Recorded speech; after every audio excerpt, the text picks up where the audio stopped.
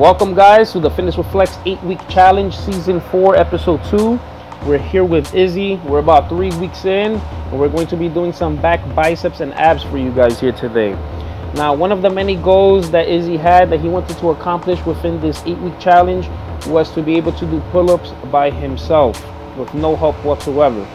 I've had many people in the past ask me, what's the best way to get better at pull-ups or at bench press or at any exercise. In reality, the only way to get better at something is by actually doing that.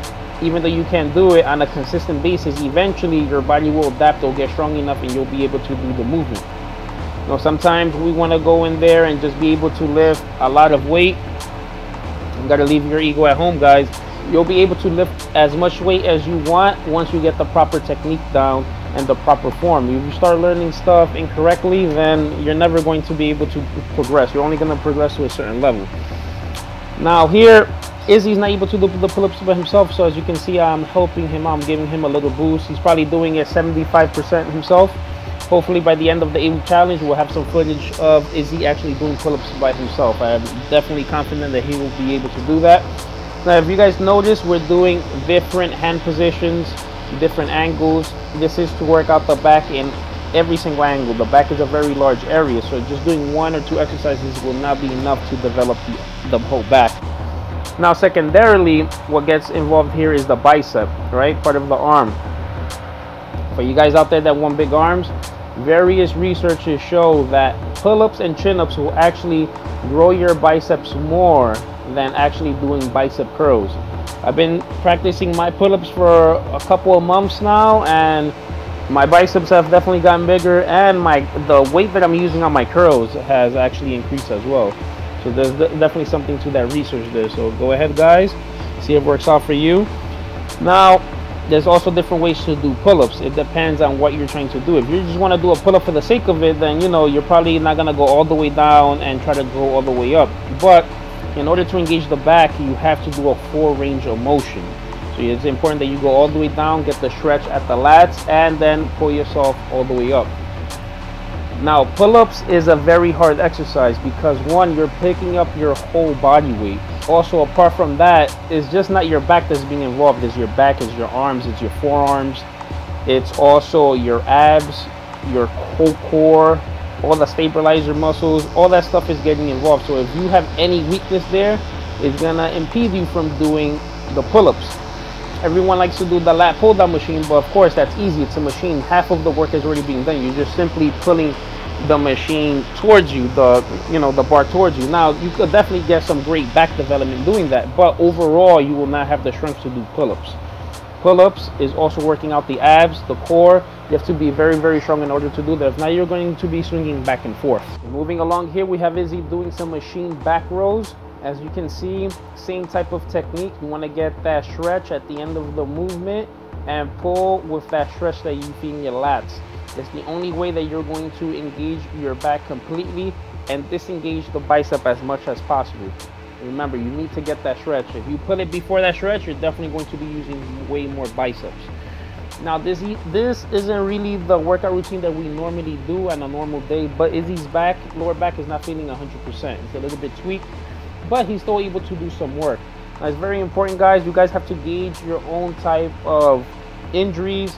Definitely go to the doctor if it's something serious, but if it's something that's not too serious, there's definitely ways that you can work around it, like we're doing here today using machines. We normally do use barbells and dumbbells, but we don't want to risk the challenge. We don't want to risk Izzy's lower back, so why not just do machines for one day?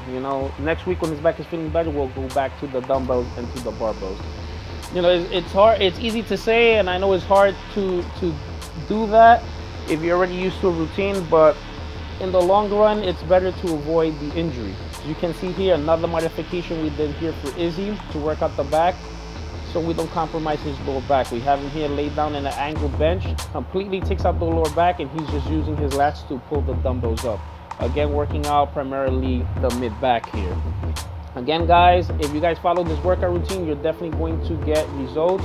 But as you can see, we're doing different angles, different types of exercises. This is completely customized towards Izzy's 8-week challenge.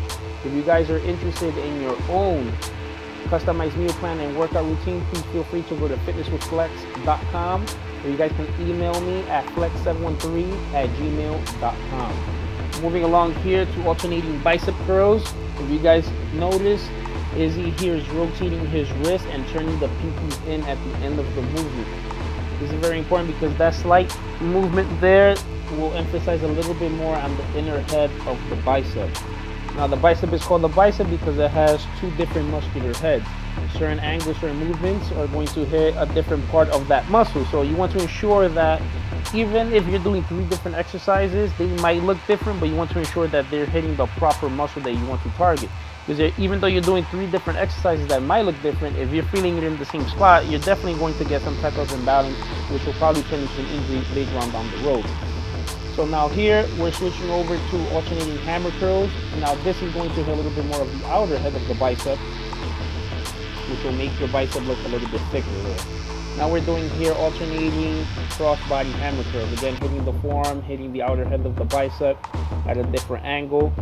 And guys, we're doing dumbbells here. Very important to once in a while incorporate dumbbells into your routine if you haven't already, because it's important to work out each arm individually. If you guys are used to doing a lot of machines and a lot of barbells, you're definitely going to be using your stronger side. So this will ensure that at least each side is getting equal development. And here we're finishing off with reverse curls. He's working out more of the forearm there, the top of the forearm. And actually here we're finishing off with the preacher curls. Here's he's going to do it until failure, until he can't even do one more. We're not really counting reps. Now we're going to be moving along here with abs. Now these are hanging leg raises. You're supposed to be holding it on the top. Izzy's not able to do it yet, but we're practicing it. Eventually, hopefully by the end of the week challenge, we'll have some footage of him doing them perfectly. Now, if your abs are not strong enough, it's possible that you might feel them a little bit in your legs, because your body is smart. Whenever you're not able to do something, other muscles will kick in to help you out a little bit. So that's perfectly fine in the beginning. As you get stronger, your abs will be more and more involved, and you'll see less and less there on your legs. Now again, guys, we usually do another ab routine as well. We usually do sit-ups on the decline bench or just weighted sit-ups, but due to the fact that Izzy's back is a little bit tweaked, we're going to finish it off here with these machine crunches here. If you notice, Izzy's going all the way back and his head is glued to the pad. This is going to stretch out your abs and ensure that you're utilizing your abs. If you have your head forward, you're not going to be engaging your abs as much. You want to go all the way down, almost touching that the waist stack touches, but not really. Now guys, stay tuned for the next episode. We're going to be doing some chest, shoulders, and triceps. 4 months of training. You ready, Izzy? Hell yeah.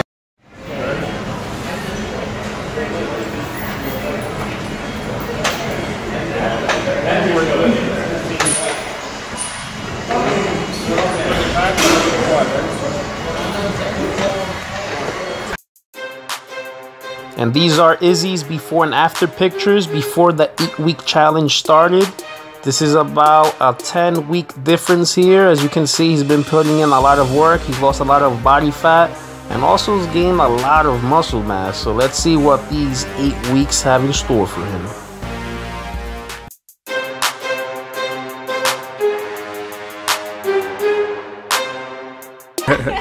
Alright guys, so we have Melissa here starting off with push-ups. Push-ups generally works out your chest, secondarily your shoulders and triceps. And as you guys can see here, these are real push-ups, not your standard girl push-ups, which are usually done on the knees. Melissa will be doing 2 sets of 25 push-ups, which is a total of 50. You know, but it hasn't always been like this. When she first did start, she had to start them on the knees, and then we gradually advanced to where we are now, where she's doing 25 guy push-ups here. You know,